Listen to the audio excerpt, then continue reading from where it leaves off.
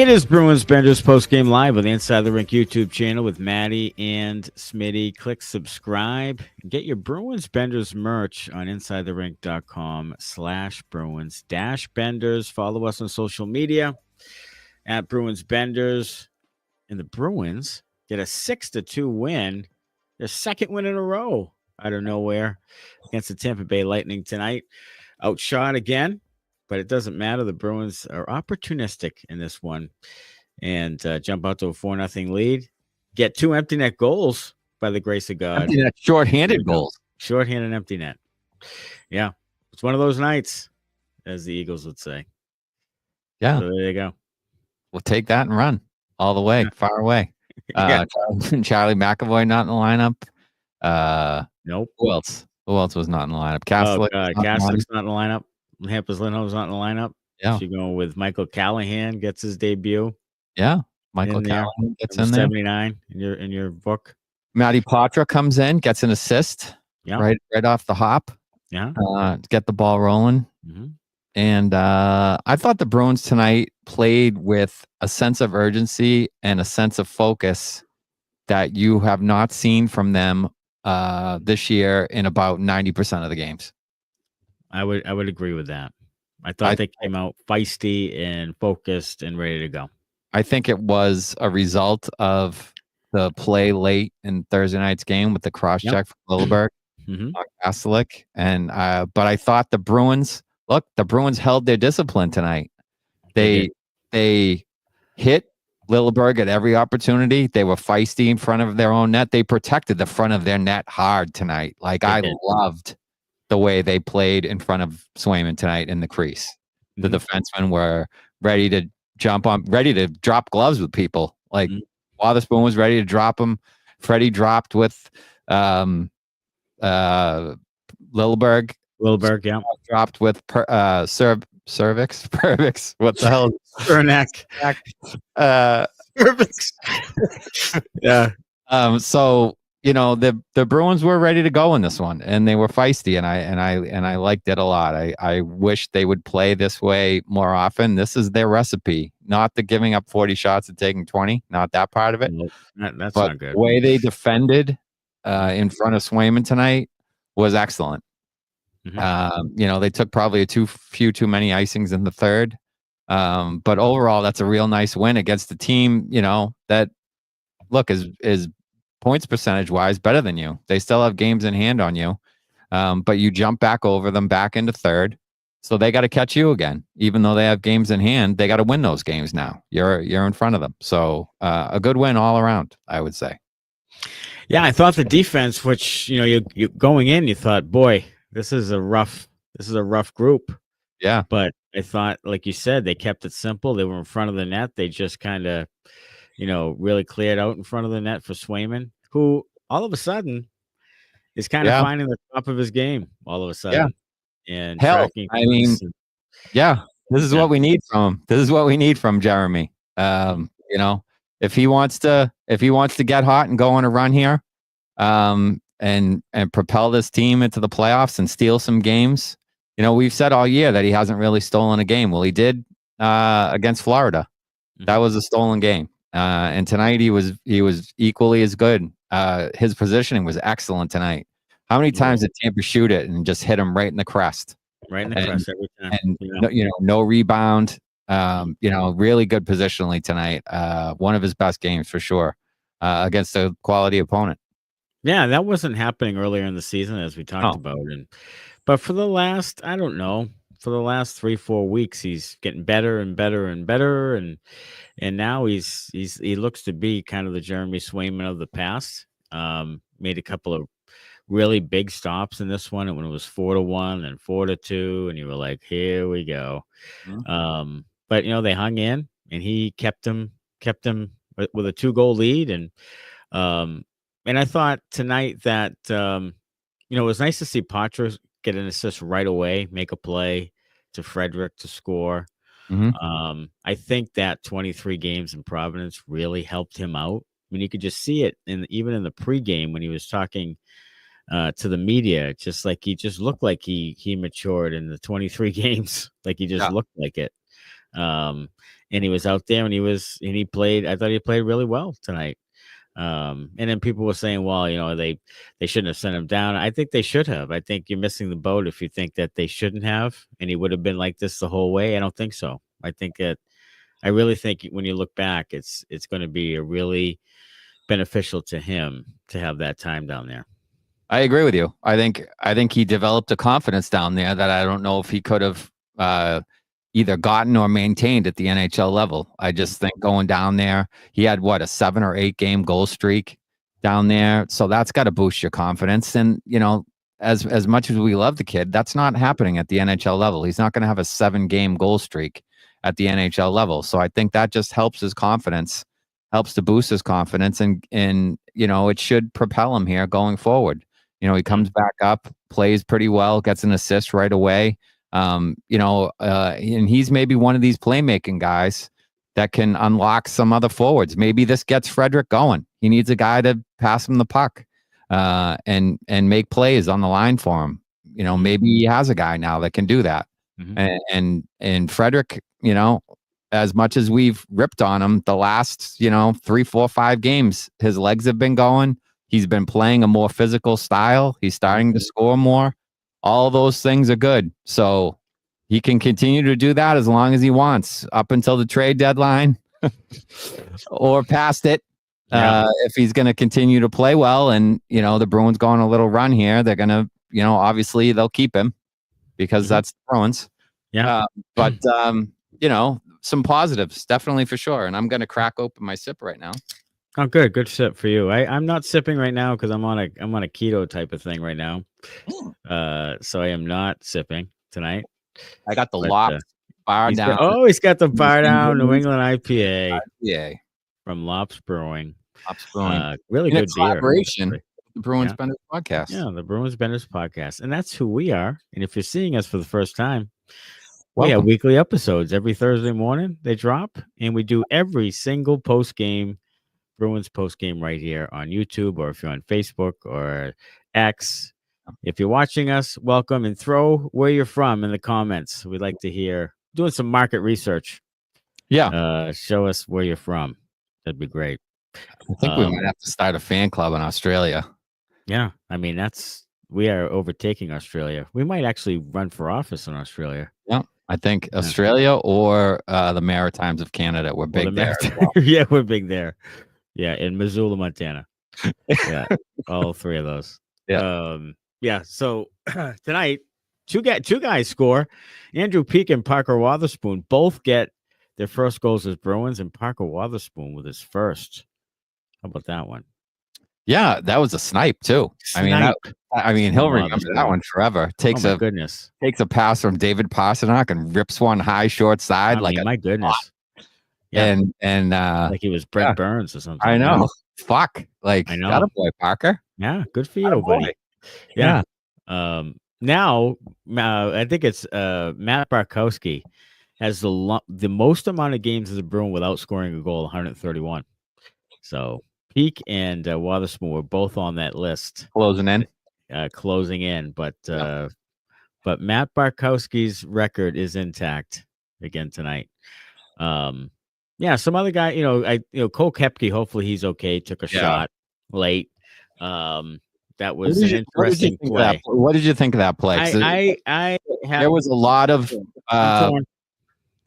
of stuff. I mean, Brick at the time said it was a good hit with an unfortunate circumstance, even after seeing the replay.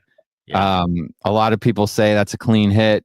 I mean, I'm watching the thing, and they also said turn it around. And if that was a Bruins player, if that was Zadorov hitting, Essamon to somebody, would you want that to be a penalty?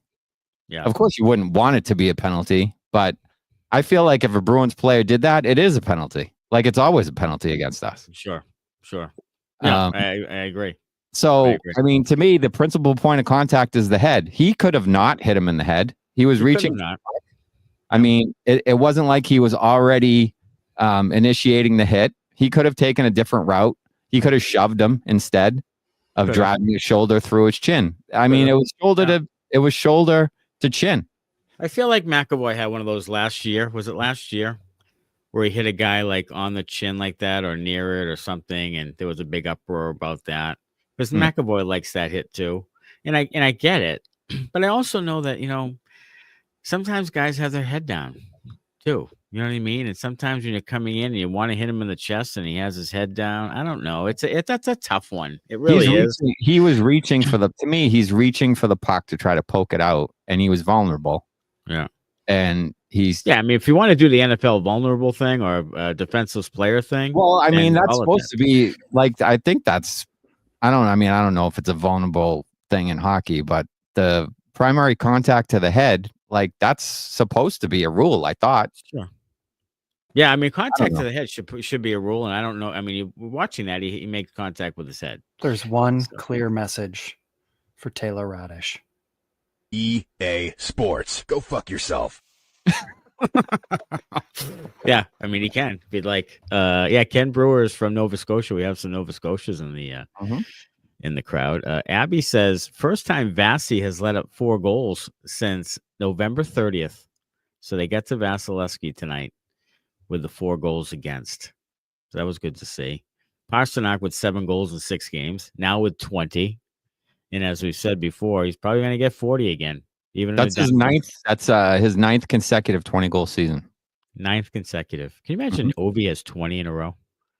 I mean, that's 20. That's why he's going to be the all-time goal-scoring leader in NHL history. He just had this 20th the other night, and it's 20 years in a row.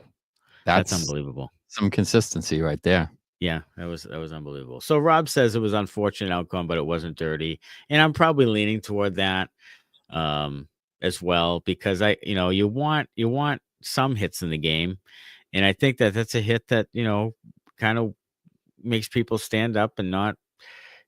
I think it's a good. I don't know. I think it's an okay hit. You know what I mean? I don't know. That's a hard one. Those are hard ones. They really are. That's not the total blind side. No, it wasn't always done it too. I mean, I don't know. Shepke knew he was going to get hit.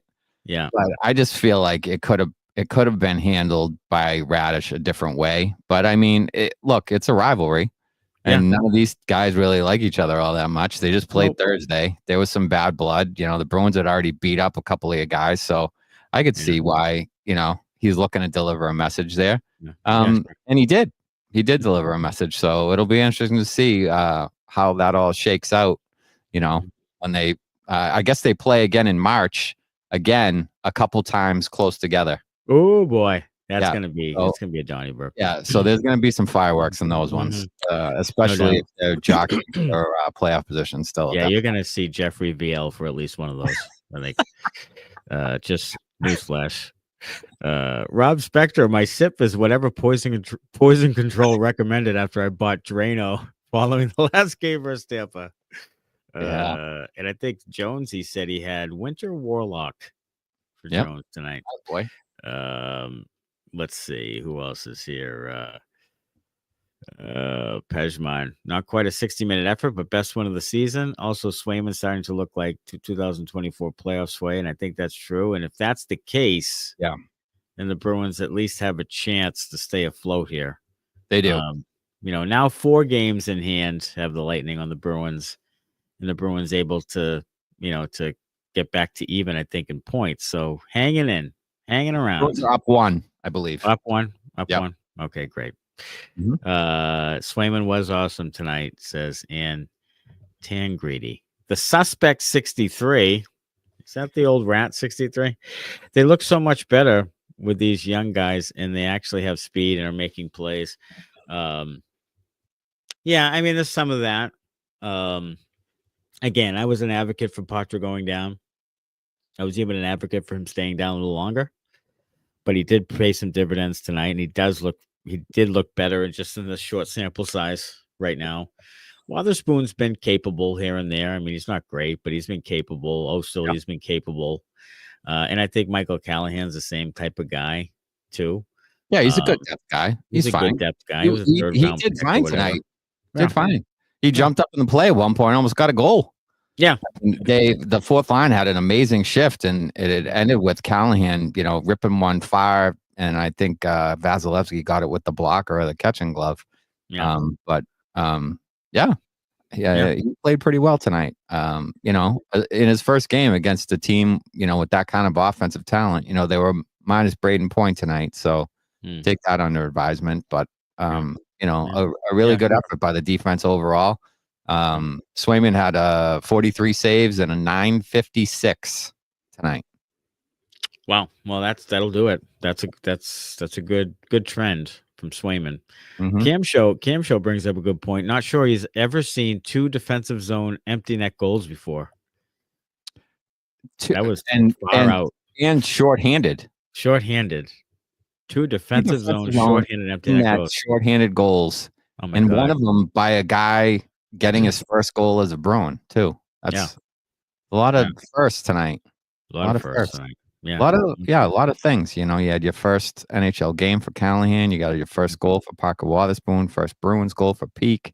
600th career game for Brandon Carlo. 20th, you know, 9th consecutive 20 goal season for Pastrnak. Right.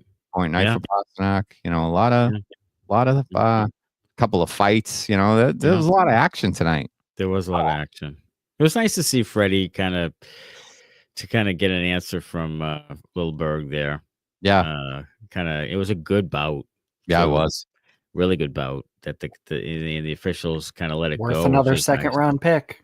Yeah, sure. Send them right now. Send them for first if they want them. Absolutely. I'll tell you what. You prepare yourself for the 3-year extension coming up. What are we getting? You prepare yourself for 3 times 4 for 12 from Trent Frederick. It's coming. And I'm gonna fucking laugh my balls off, and then cry because I'm not gonna like it at all. I'm gonna rip him a new asshole for 3 more years. I'm telling you right now. You think it's only gonna be a 3-year deal? I think 3 times 4. They can only give him 3 years because they're gonna give Brazeau an 8-year extension. Yeah, fucking Brazeau. Here we go. I mean, I'll tell you what. If they re-sign Geeky and Brazeau, if they run it, they're running it back. I mean, why would you do that? I mean, I don't understand. People are clamoring for, oh, you got to sign this guy. Oh, you got to sign that guy. Oh, really? Well, you just said your team sucked. So you're going to run it all back with the same guys? Yeah. Doesn't make much sense, does it? No, it doesn't. Doesn't make much sense at all. I trade Brazeau yesterday. I trade Frederick yesterday, 3 days ago, 6 weeks ago. I trade Geeky right now. I mean, there are not a lot of guys I wouldn't trade right now, to be honest. Yeah. Johnny Beecher, if anybody will take him. I trade him for a fucking, I don't know. I trade him for a new pair of gloves or fucking, hand warmers, something. Trade him. Get rid of him. Liam Perkins. Here's one that Smitty will appreciate because you actually texted us and said that Nikita Zadorov was growing on you. Yes. Liam Perkins says, I might be alone on this one, but I love Zadorov. Yes, he takes down penalties, but he plays hard and sticks up for the boys. There you go. I agree with you, Liam. That's all true.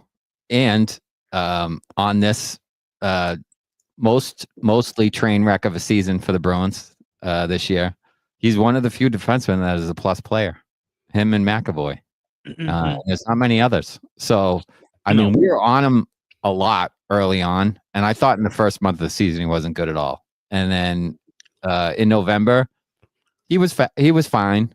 But I think the last couple of months, basically since the coaching change, I would say, he's been pretty good. He's been pretty good. Like, he's not turning the puck over as much. He's playing physical. He is sticking up for the boys. He has 10 points, I think, which I think I looked at his stats, and I think he only had 14 points all of last year. Is that right? Yeah, then he had a really good playoff. Yeah. Yeah. Yeah. So, he might be on pace for, a career year. So Donnie Sweeney can really pick him. He gets them right before the career years. Sweeney's out there just picking up guys right before they're gonna have a career year. It's what Don Sweeney does. Yeah, it's what he does. Finds diamonds in the rough, and just molds them and brings them onto the team, and then overpays them. Don Sweeney does. For 5 years. Joe Sacco says no update on Cole Koepke yet. Cole Koepke had no idea where he was. He was worse than Catholic the other night. He was on street. Yeah, he was. He was. Matthew Curtis says Patra up for the rest of the season? ? If they can afford it, I think they had to put Hampus Lindholm on long-term IR in order to make the Patra call-up and the Callahan call-up because they don't have the money. Mm-hmm. So if they can afford it, I think he will be up here all year. If they cannot, I think he will stay until Four Nations, and then they will send him down during the Four Nations so he can play with Providence while the Four Nations is going on and get, keep sharp, get ice time. If they can afford to do that. I have no idea the cap ramifications on all that, but I feel like that's probably what will happen. So you're saying it's 50-50? You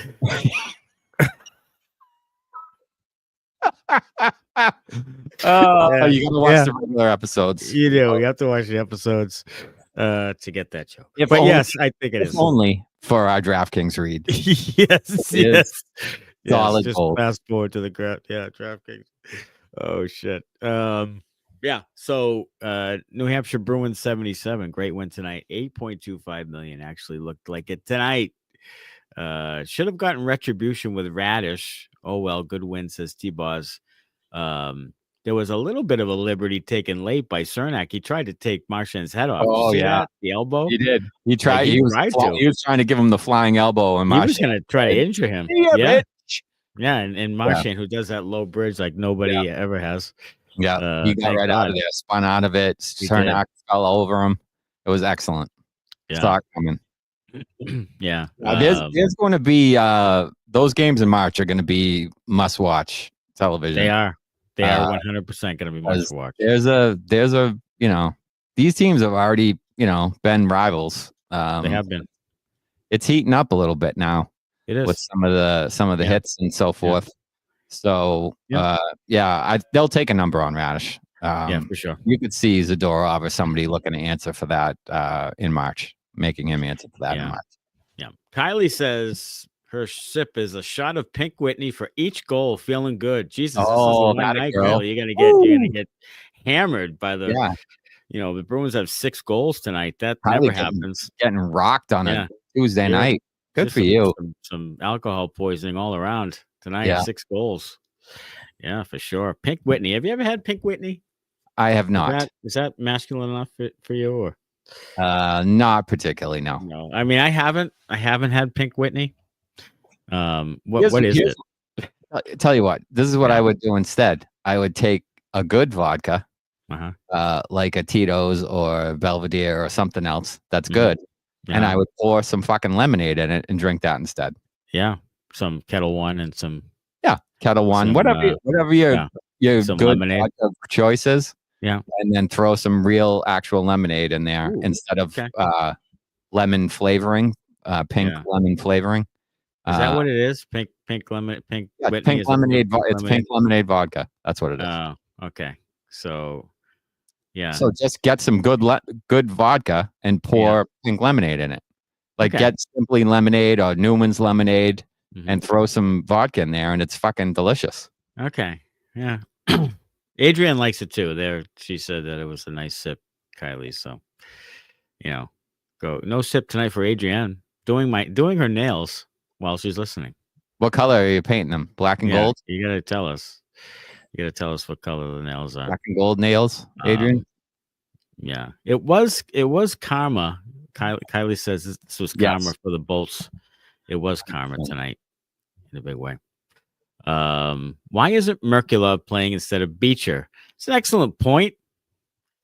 I think the answer is because one is a fourth line guy that can win face-offs and penalty kill, and the other one should be a top 6 player, and they don't.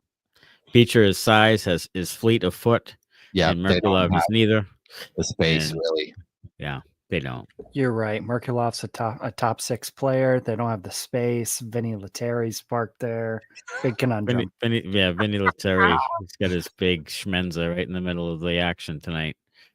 Vincenzo played with Marchand tonight, didn't he? Yes. Lettieri was fine. Lettieri is a fine player. He's a 4A. He's an AHLer, tried and true. But he's fine. I mean, he understands how to play. He's actually a very good AHL player. Sure he is. But he you want me to tell you what Vinny Lettieri is? He actually played 43 games for the Wild last year. He did, so 46. Yeah. So Vinny Lettieri on the top line for the Boston Bruins is Don Sweeney buying a $10,000 billboard and slapping it on the first line to say, this roster is incomplete. That's what Vinny that's Lettieri his own is. fault. Yeah. It's his own fault. Laughable. It's his own fault. Sweeney's. His own fault. Maybe Lysell would look decent there. Yeah, he would. He would. And so Lysell, so tonight you bring that up. So Lysell, I guess, had some conversations with Adam McQuaid and Ryan Muginel tonight. Mm-hmm. And it didn't look like he took the trip to Syracuse. Not sure what was going on there. Didn't get, this is from Mark Dever there on X. Yep. Not sure what came of it, but there were some extended conversations. It sounded like people were mentioning on X tonight that he was recalled from Providence with Patra and Lettieri and Callahan, but scratched. Yeah. And so like a paper transaction or something. So I don't know. So maybe I don't know. Maybe it's like he's gonna get the play. He's gonna play in the next game. They didn't want to play him in this game, but he's gonna play in the next game, kind of a thing. Okay. I don't know. I have no idea. And just speculating. All speculation. And they play what, Thursday? Saturday is the next game. Yeah. I believe Saturday, Ottawa. That's right. 3 o'clock. 3 o'clock at Ottawa. Yeah. Bruce Bridger, different team when we play with a lead instead of chasing down a couple. True. I mean, offensively, they can't come back. They haven't come back. When they get the lead, especially at home, they're a much different team. And I mean, they're better at home anyway. But tonight they were able. Look, they were opportunistic. They had 4 goals on 9 shots. Like, it wasn't like they were, playing like a buzzsaw. And I mean, the Lightning was still offensively outplaying them and out shooting them, out attempting them. I mean, it wasn't like the Florida game where they gave up 110 shot attempts or whatever the hell it was. No, but it was still, Tampa getting a lot of chances and the Bruins just being opportunistic. And a couple went in. Yeah. And that certainly helps your team, especially when you've been struggling to score. So if you score a couple, all of a sudden you feel a little bit better about yourself. And that really carried them through quite a bit of the game, if not all of the game. Yeah, I thought in the first period it was pretty even. I think the shots might have been like 13-8 or something like that. Like, it was fairly even. And then the second, the Bruins, I thought, carried the play in the early part of the second and scored a couple. But then, the second half of the second, the shots on goal thing kind of got away from him. In the third, the Bruins hardly played offense at all. It was icing after icing after icing. So I feel like it got worse as the game went along. But for the first half of that game, I would say it was fairly even. I would say. Yeah, I think that's for sure. Yeah. B says Mossy Ledge tea vodka and freshly squeezed lemonade on a warm summer's day is like heaven. Oh my God. Doesn't that sound unbelievable? That's an amazing Arnold Palmer right there. It really does sound amazing. Doesn't it and I'm gonna probably try that this summer. Yeah. I'm gonna go out on a limb and say I am drinking that drink this summer. Out when you're grilling with the patio. Oh yeah. 100%. Yeah. You can just quick fact. Oh, she said it's from Maine. Oh, it's from Maine. Mossy Ledge is from Maine. Oh, quick fact check on the Fabian Lysell. I pulled the NHL game report. He was listed as a scratch for the game today. But the Bruins have 0 mention of calling him up. Yeah, so if he listed as a scratch, though, he was recalled because he correct. But they didn't list it in any of their call ups today and any of the emails that me or Matty get. Nothing. Yep. Nothing. Mm-hmm. Okay. Etna, Maine. Matty is down the road from Etna. Yeah. B is down the road from Etna. But where the hell is that? Etna is up by Orono, like up there. Orono, Bangor. Okay. There. Yeah. So we're gonna make a trip up to Orono to see the Black Bears play. Yeah, that we could certainly do that. We're going to get some of that. Do that. B Get works after it. for the humane system, so yeah, I think she could pull some strings. Maybe, I don't know. And then who was it? Jonesy says B's knees. Where is that? I just lost it. B's knees is a good lemony drink made with gin. Great summer drink, but use real gin like Hendrix or Sipsmith. I'm a big Hendrix guy. I like the Hendrix gin. Give me all the gins. Yeah, all the gins. I like the gin and tonics. So B's knees. Yeah. Oh, you know what? One of my brothers, I should have had one on the cruise. My brother's wife was drinking those on the cruise. B's knees. Should have had one. B's knees. That was a mistake on my part. I don't think I ever asked her what was in it. That was a fail. Yeah, it really was.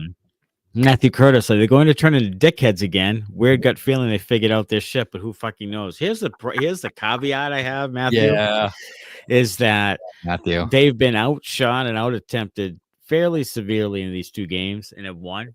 Now, it's not that they haven't played poorly, but they have been opportunistic, as I said, offensively. If they aren't opportunistic and continue to be outplayed like this, then it's not a recipe for success going forward. Let's just be honest. I mean, it's good to win, and I think they feel good about winning, and getting these 2 wins is really important, even though it's only January. Yeah. Really important to beat these 2 divisional foes right here, and to try to continue to stay in a playoff position into the 4 nations there. But I think you're asking a lot if they don't kind of, tidy it up a little bit. Yeah, I mean, you can't get outshot 90-40 and expect to win. No, these 2 games. Right. Most nights, you're not going to win these games. Swayman with a couple of really good efforts, and then opportunistic scoring. Mm-hmm. Yeah, 50. I can't do it. 50-50. Mike Professional says no more Wahlstrom. This should prove that we don't need to see that anymore. Yeah. I honestly did not miss him. I did not realize that he was scratched. So there you go. Didn't miss him. I didn't realize he wasn't. I didn't realize he was not there. To be honest with you, I forgot who he even was. Now, he scored the other night, didn't he? He scored. He did. Last game. Yeah. Yep. But again, and it was a nice goal too, by the way. Johnson and Wahlstrom and all that. It's just after a while. Yep. I mean, those guys aren't going to be around long. So no, I don't see them signing Wahlstrom. No. Again. Yeah, I think they were just looking to catch lightning in a bottle. Maybe they bring him in. Maybe, he does something and a little hot streak for a couple. I mean, if Pastrnak continues to produce and needs to stay up here, isn't it time to trade a Geeky or a Frederick? To make that happen, to make the money right. If it's about the money, isn't it time to have him take the spot of one of those 2 guys? Couldn't you just waive Wahlstrom? Well, that's the other thing. Yeah. I mean, send Wahlstrom. There's things you can do, I think, to make that happen without. Yeah, I think you gotta make it happen. I mean, look, if there's a good move to be made to improve your team, especially if those guys aren't in your future, then you do that. I don't know why you wouldn't, Yeah, well, sure. Jones says Brazo is my binky. I know he's not great, but I love his reach, hands, and size. That's what she said. He has all of those things. The reach, the hands, the size. The speed, not there. What about hand size? Does that matter? Hand size, is that hand size? Hey, do you have a thing about? I have this thing about women and hand size. If their hands, I have big hands for a man. I have big hands. I could palm a basketball as a sophomore in high school. So, if a woman has hands my size, I have a real problem with that. Really, real problem. I don't know about it. I just the man hands on women, not a fan of. Yeah. My wife has smaller hands than me, so I guess women should have kind of smaller, dainty, cutish hands. You know what I mean? Yeah. On the one night where the chat's filled with a couple extra ladies, Matt decides to have this conversation. Yeah, And well, I mean, Matty. it wasn't. It had that. It didn't have that in mind. But I was thinking of it when you said the hand size. Yeah, that's We're talking about hand size. When I was talking about hand size, Yeah. I was like, heavy hands tonight. That's the hands. He's talking about hand size. Hand size. That's all I'm talking about. Okay, you bastards. It's hard being a Bees fan, says Kylie, and a UMaine fan in PA, which is my home state, or I still am. But I will also pump up a great beer lager from PA, Yuengling. Best lager out there. I've had the Yuengling many a time. Yuengling. Yeah, I like the Yuengling. One of my where in Pennsylvania, Kylie? One of my hockey buddies used to. That's all he would buy. After Budweiser was bought out by a European company, he switched to Yuengling because it was still American made. So he was a Yuengling guy. So I used to partake of the Yuenglings. Oh yeah, it's good. It's good stuff. I enjoy it. It is pretty good stuff. It is pretty good stuff. Brazzers. Oh, here we go. NHL Bruins says it's Brazzers hand size and reach elite, Smitty. Elite? Oh fuck. His is it? His puck possession down low is very good. It is not. It is. Yeah, it's very good. It's not Yager. It's not Yager elite. Yeah, he's not Mario Lemieux. No, he is Justin Brazeau. Yeah, it is very good, and I like the fact that he can do that. I do think his reach helps him at times, with controlling pucks, getting pucks out, being able to make plays, hold people off because he has a big frame and a good reach. So all of that is good. If you can get the puck to him down low, get him in front of the net, he can be effective. It's the skating back and forth part that gets in the way for him. Yeah, because he's just not very fast. No, but he can if he can do the stick position thing and be good defensively that way by getting his stick in passing lanes and disrupting people and being physical. Like he can play in the NHL. He's proven it. He can play in the NHL. Is he going to be an all-star? No, he's not. But he can be a valuable bottom six guy on a decent team. But that's what he should be. He should be a valuable bottom six guy on a decent team. Sure. He shouldn't be a top six guy at all. No, at all, on any team. No. And if you want to throw him net front on the power play, fine. That's a second power play on a decent team. Sure. But that's what he is. He's not anything more than that. At the best. Look, that's fine. And he did a great job getting here and doing well. I like the guy. I'm happy he's scoring goals, all of that. But let's not crown his ass. Right. In fact, let's trade his ass. To be honest, while the iron is hot.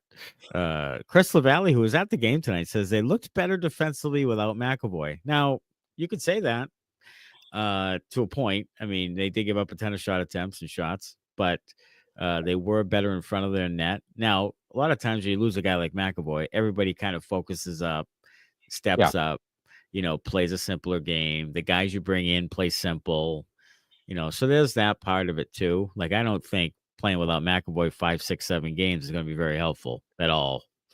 But tonight, anyway, I thought that's part of it. Yeah, they stepped up in his absence for sure.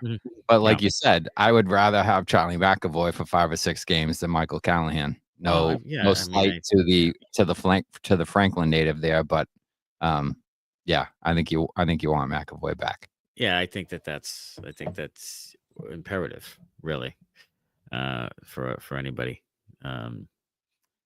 Let's see. Swayman has definitely regained form, says Trav. Trav, good to see you there. Yeah. Welcome back, buddy.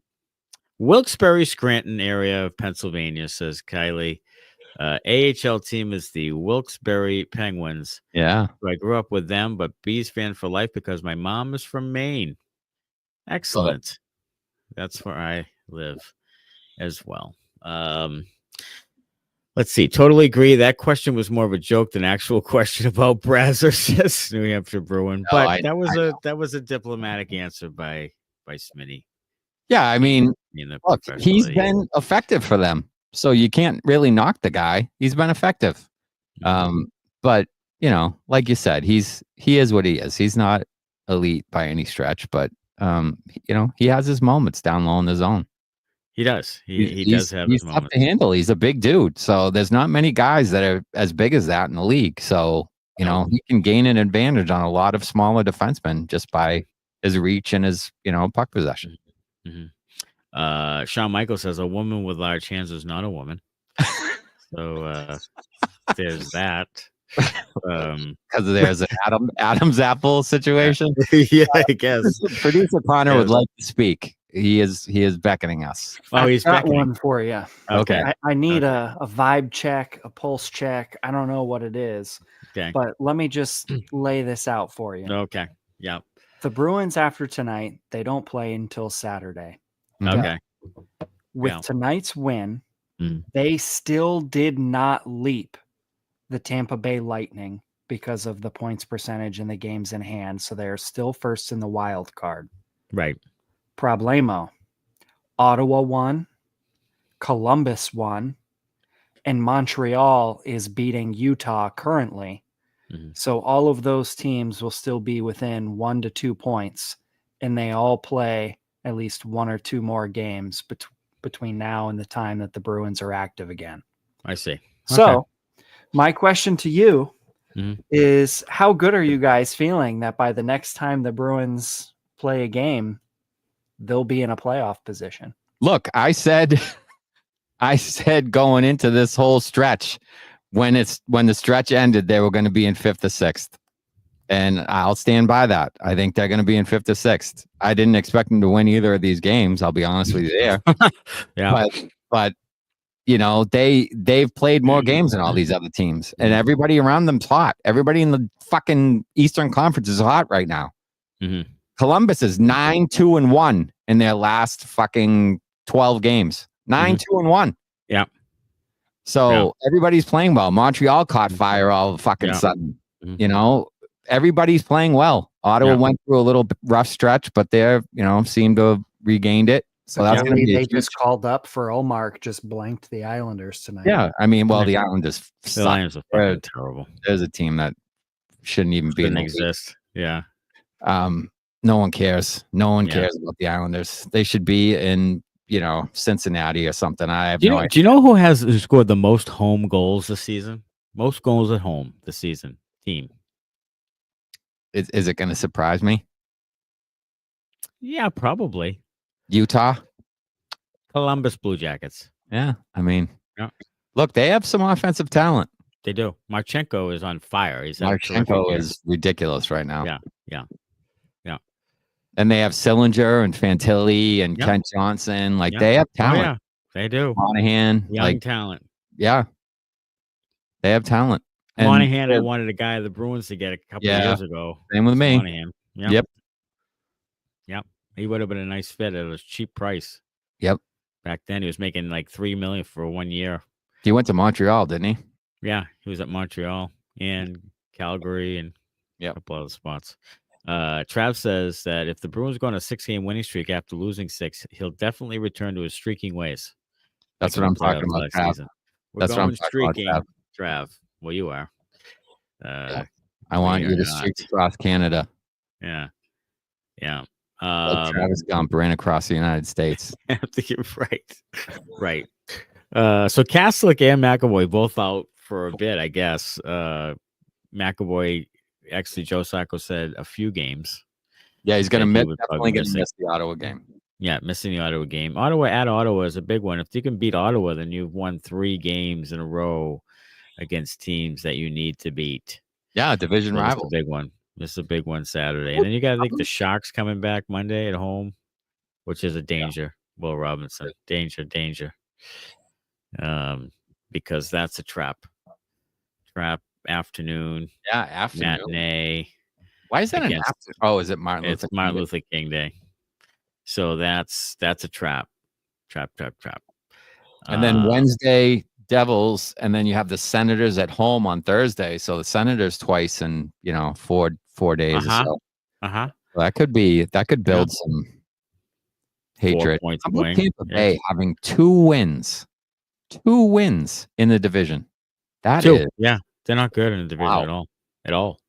That could Not cost gonna them a be. playoff spot. It definitely could. That's 2 wins in the division, beating up on bad teams. Yeah. Is one thing they've done. But yeah, in the division, not good at all. Not good at all. And we'll see what happens Saturday. But the Bruins, get 2 wins here against Florida and Tampa Bay. 2 huge wins, really. Yeah. They're now at 50. Are they at 51 points now? 49 points on the season. And, it's a big stretch coming up here. We said January is going to be a real killer for them. They're surviving right now. So Ottawa and then San Jose, win a couple of those. And I think Winnipeg's coming down. Colorado's coming up in January, and the Devils as well. So there's 3 quality opponents coming up as well. So this has been a tough stretch, but the Bruins have starting, at least their goaltender's finding his game, which is a huge thing. Oh yeah. And I'll tell you this. I mean, is Korpisalo somebody who gets dangled out there trade deadline time? Probably not. You don't think so? No. I don't think they want to, as much as they'll ride Swayman, and I think they will, especially if he's playing well. I just feel like they won't, just in case he gets hurt. I don't think they would want to go with a guy like, and it would be DiPietro, I think. Yeah, it would be. It would have to be. He's been much better than Bussy. Right. I just don't think they would want to go with a guy that untested, unproven down the stretch, when they're fighting for a playoff spot. I just think they would do it. The only way they do that, in my opinion, is if they got another goalie back in return. Yeah. Yeah. And why would you do that? Why would you do that? Well, they've done it before. I mean, they just fucking did it. But why would they do it again? And my point the first time was, why would you do it even the first time? Should they have done it the first time? Yeah. No, they should not have. They should have saved the $3 million and spent it on some fucking scoring. Sorry, John. Yeah. Kylie makes a point here. She says they do well. The Breeze do well in home matinee games. I always thought for the longest time they didn't, but I think if you look back in recent time, I think they probably have done pretty well. I feel like they have done better. I feel like that's turned around. It used to be that they stunk. They did home matinee for the longest time, but now I feel like in the last few recent years that's gotten a lot better. Yeah. So, but that's going to be a tough one because you just played Florida, Tampa Bay, Ottawa, and then you play the lowly Sharks at home on a Monday afternoon. That's one of those games you could fall asleep. You could fall fast asleep in that one. So hopefully that's not the case. Swayman was locked in tonight, one of his best games of the season. 100%. For your Boston Bruins. Well, Saturday is a 3:00 game against Ottawa at Ottawa. We appreciate everybody's comments. Again, it's been a great night, and we'll be back at it Saturday. We're going to drop a new episode Thursday morning as well. Check it out on all platforms, including YouTube.